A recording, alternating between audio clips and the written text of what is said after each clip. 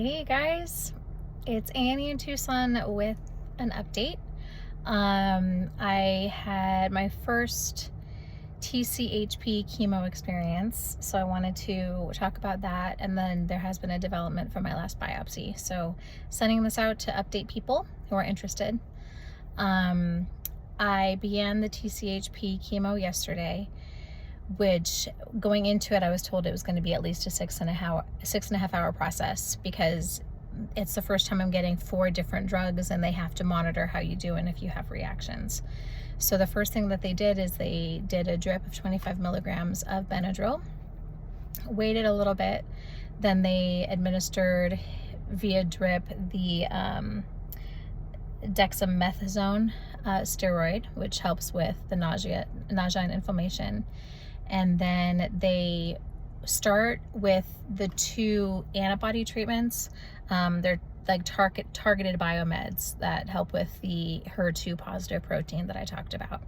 The first one that I got was the Perjeta. That's the P in Tchp. That was a hour-long drip, and then I had to wait an hour after that to make sure I didn't have any reactions. And then they started with the second targeted biomedicine antibody treatment, which was the trastuzumab. Right away when the drip started, it was supposed to be an hour-and-a-half long drip. Right away I felt kind of heaviness in my chest and felt like I get panic attacks. I felt like a panic attack was kind of coming on. But they checked my vitals, and I told them, I said I didn't take any anti-anxiety medication today. It could just be me feeling anxious. So we got about 15 minutes into it. She sat with me for the first 15 minutes and then assumed everything was okay. So I wheeled the IV to the restroom because I had to go like immediately. And then I started getting really bad chills, really shaky. Walking back to my room and asked a nurse. I got back in bed. I asked a nurse for a blanket, and then my words were so slurred that she couldn't understand if I said blanket or not. Because my teeth were chattering really hard, like chattering to the point like probably I could have chipped a tooth because it was uncontrollable. And then I got full body muscle spasms from head to toe, which they immediately called rigors. I want to say rigor because rigor mortis, that's just kind of what I thought that they were referring to. But the rigors were really prominent. Like my left fist was up at my side and I couldn't move it. And my right leg was kind of kicking out of the bed. Right shoulder kept on jolting up. It looked as though I was having a seizure, but I was mentally, I was cognizant. I was aware of what was going on. Terrifying. It was really scary. And all of the nurses in the infusion center came over. There were 4 different nurses, 3 different nurses stayed in the room. So they immediately administered Benadryl straight to the IV really fast. They gave me another steroid, which I can't recall the name of, and then they gave me Tylenol as well. So it lasted in all 15 to 20 minutes, long enough for me to call my husband on FaceTime and tell him that I thought I was dying. It was very dramatic. But it was really scary because I didn't have any control over my limbs and my chattering teeth, and it was pretty scary. So obviously they stopped that drip during my reaction, and they were 75% of the way through the bag when my rigor started. So they said, this is up to you. We can, now that you're front loaded with the medication again, we can put the rest at half speed, which will take an hour instead of 30 minutes. And I was scared of it happening again, but I am more scared that I'm not going to get the treatment on time, and that things are going to progress, in the wrong direction with this cancer. So I agreed to it. My husband arrived there and was with me. So we did that.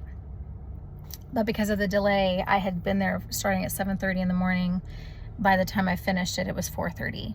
And so they said, you have at least 3 more hours to get these other 2 chemotherapy drugs in.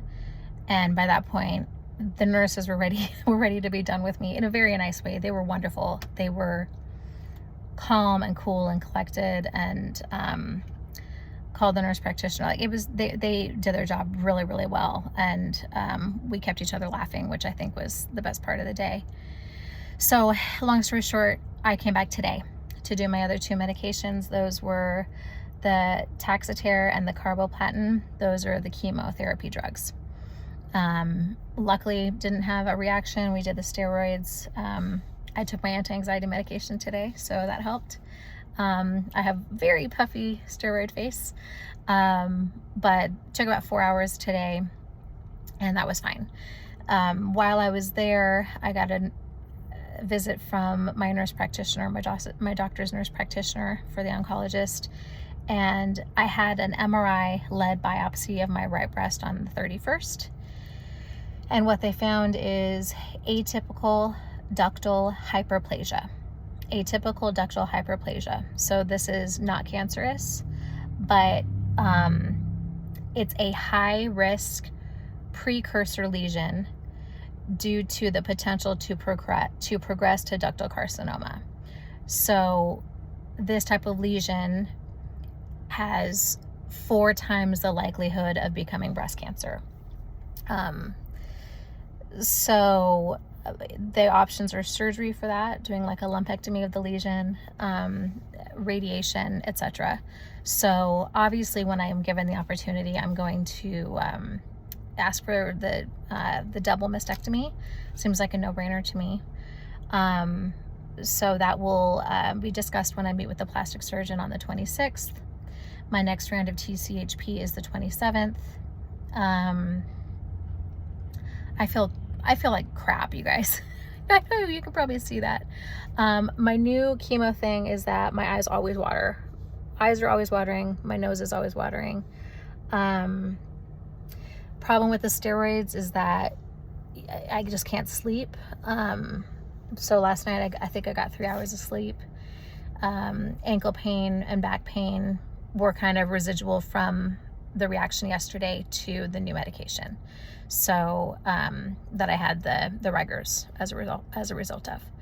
So I do want to say, for anybody who will have an MRI-led biopsy, that was probably the most traumatic, I was going to say inspection. It's my realtor day coming back.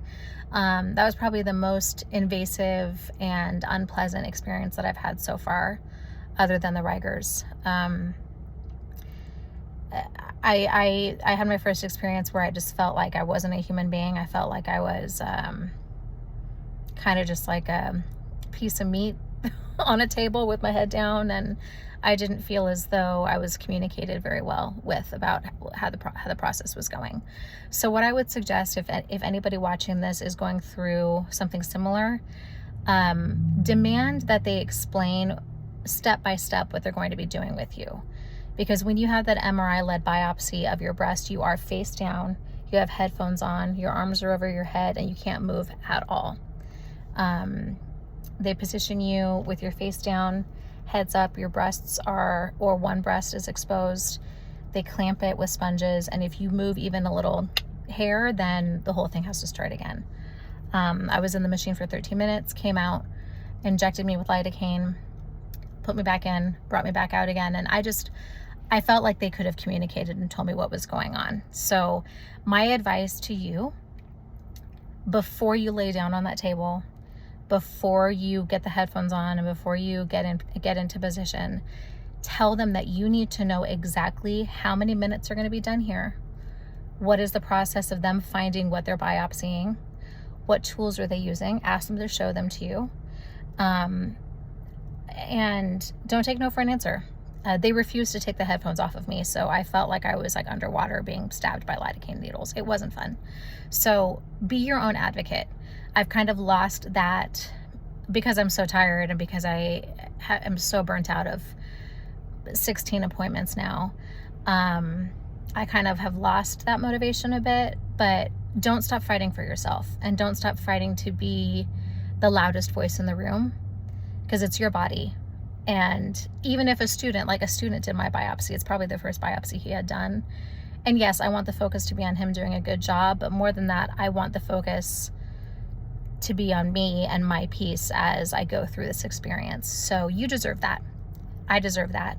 We as women who are going through this traumatic, ongoing, painful journey deserve to be listened to. So don't be afraid to make your voice loud and heard. That's what I would suggest. So 26th, I meet with the surgeon. 27th is my next TCHP.